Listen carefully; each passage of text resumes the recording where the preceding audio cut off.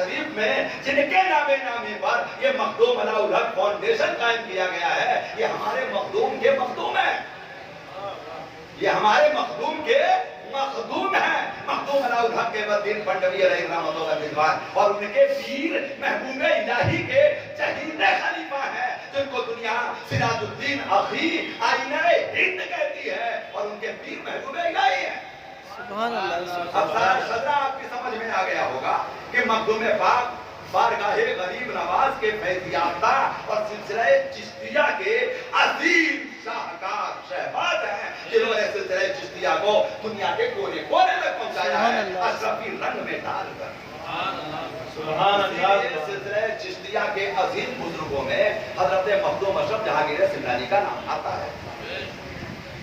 पूरे रास्ते में हर साहिब विलायत सरजमीन दिल्ली तक जब आप तशरीफ लाए जानते हैं तो दिल्ली के सुल्तान ने क्या कहा, जो उस वक्त के कुतुबे दिल्ली थे, कहा सैयद अशरफ देर मत करो, तुम्हारे पीर के इंतजार की साहतें बढ़ती जा रही है, जाओ तुम्हारा पीर तुम्हारा इंतजार कर रहा है।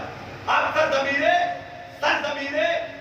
दिल्ली से पहले तो रास्ते में समाना से आगे पाकिस्तान में आ जाता है वो इलाका, उस शरीफ में जब आप पहुंचे तो वहां सुल्तान, वहां मखदूम सैयद जलालुद्दीन बुखारी जहानिया जहांगश अलैहिर्रहमतुल्लाह, जिन्हें 114 अकाबिरीन मशाइखीन से सिलसिले खिलाफतों की इजाजत हासिल। सुभान अल्लाह।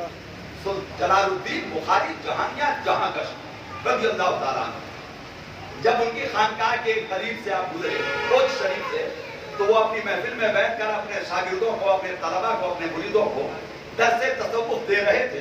अचानक आप सूंघने लगे और इरशाद फरमाया कि बुए मोहब्बत आ रही है, बुए यार आ रही है, निकलो जरा दरवाजे पर चलते हैं, देखते हैं कि ये मोहब्बत की खुशबू, खून की खुशबू आ कहां से रही है।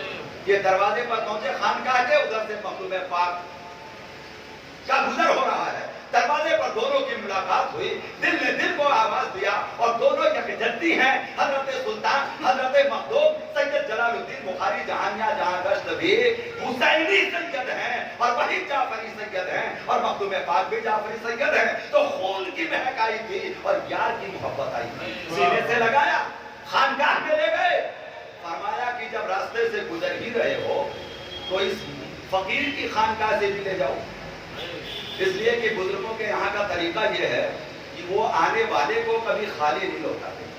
ये सूफिया का मामूल रहा है, अगर कुछ नहीं मिला तो तन का कपड़ा उतार के दे देते, लेकिन देते जरूर, खाली नहीं लौटाते। आपने फरमाया सैयद अशरफ लेके जाओ, क्या लेकर के रवाना किया मालूम है? फरमाया कि मेहमानी अल्लाह के महबूब के हदीस की रोशनी में आखिरी हद मेहमानी की 3 दिन है।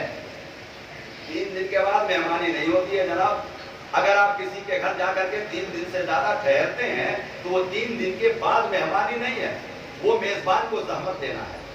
आखिरी हद 3 दिन, तो फरमाया 3 दिन की इजाजत तो है, इसलिए सैयद अशरफ 3 दिन ठहरो, थोड़े आराम करो, पैरों में छाले पड़ गए हैं, पैदल चलते चलते तुमने घोड़ा भी राहे खुदा में दे दिया, लिबास भी दे दिया, तन पे गुदड़ी पहन रखा है, टाट का पेबंद लपेट रखा है, जरा ठहरो, थोड़ा आराम करो और सुकून काटो और इस खानकाह का भी कुछ फैजान लेकर के जाओ।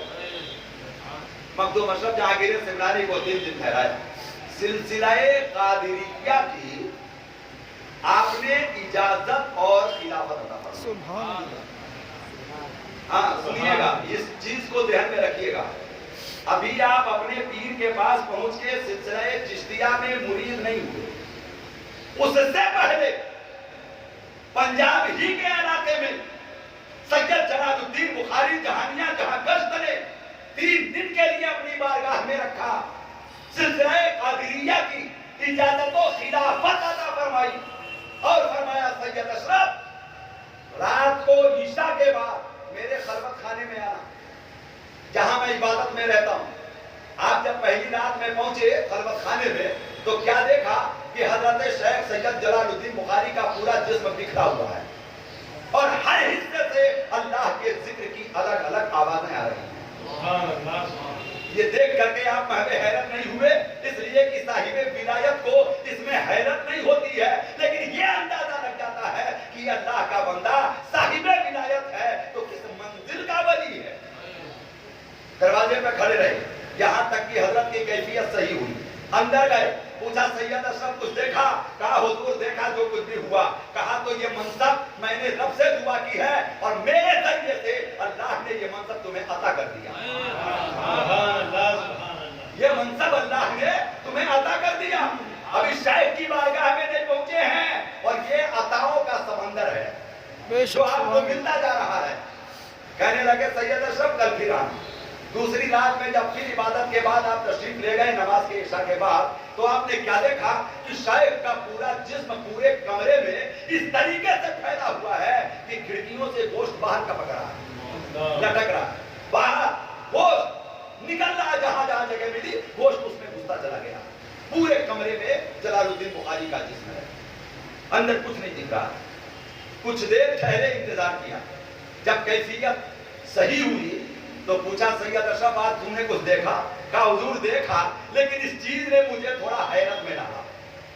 पहले दिन वाले ने हैरत में नहीं डाला, इसने हैरत में डाला।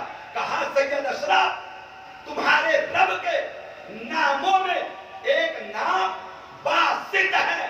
तुम्हारा रब जब किसी बंदे पर जलवाए बसीती फैलाता है तो वो राई को पर्वत बना देता है। बसीत की तजल्ली, तुम्हारे रब के बसीत की तजल्ली जब किसी बंदे पर पड़ती है तो वो फैल जाता है। और इसीलिए कहते हैं, हमारा अकीदा है कि वो चाहे तो राई को इतना बड़ा कर दे कि पूरे जमाने में समा जाए, और वो चाहे तो जमाने को इतना समेट दे कि वो से पाक के हथेली पर राई के दाने में समा जाए। मैं सारे जमाने को ऐसा देखता हूं जैसे हथेली पर राई का दाना। इसमें बसीत है ये जो फैलाता है, और वो इसमें काबिज है जो समेटता है। कब्ज और बस, कब्ज और बस। कहने लगे सैयद अशरफ कल की तरह ये नेमत भी मैंने तुम्हें अता कर दी। सुभान अल्लाह, सुभान अल्लाह। ये नेमत भी मैंने तुम्हें अता कर दी। ये घर वाले को नवाज रहा है। एक हुसैनी सैयद को नवाज रहा है। एक रूहानियत का ताजदार, एक तख्तो ताज छोड़ने वाले फकीर को नवाज रहा है। कहा बेटा एक दिन और बाकी है, आ जाना कल रात हो। अब जब दूसरी तीसरी रात आप पहुंचे तो क्या देखा कि पूरा कमरा खाली, सिर्फ नूर ही नूर है। और वो नूर इतना जबरदस्त है कि उसमें हजरत मखदूम सैयद जलालुद्दीन बुखारी का पूरा सरापा नूर बना हुआ है। सुभान अल्लाह, सुभान अल्लाह। ये कसाफत और ये जसामत सब गायब है। यहाँ तक कि किताब में लताइफ़े अशरफी में, सहाइफ़े अशरफी में ये तहरीर है कि अगर सर के ऊपर से कोई देखता और पैर के